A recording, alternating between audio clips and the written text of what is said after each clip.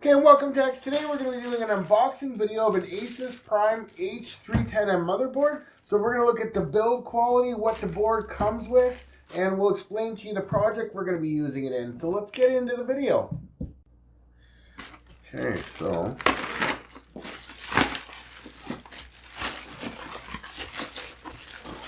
here it is, the ASUS Prime H310M.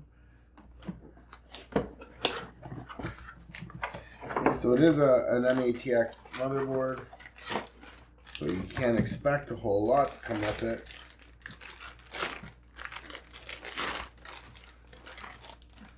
So here's the actual board itself.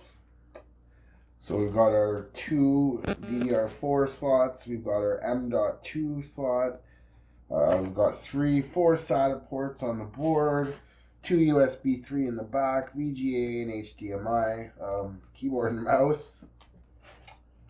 There it is. It doesn't really look like a Prime kind of board, but it only takes one 4-pin for CPU power. Okay, here's your ASUS Prime H310M manual. They do give you your I/O plate, plain silver one. And guessing this is something to do. Okay, so that's an M.2 anchor. I've seen these before, but I wasn't sure what they were for. Okay, and then we got our user driver disk. So the only thing that I'm not seeing here. Okay, I see. So there's no screw for the M.2. Gives you this little plastic plunger thingy. So you stick this in the hole, you put your SSD down, and then you loop it around and you stick it back in there. So we're actually going to use this on this build. For this build, we actually have some RGB RAM, an i3 8350K.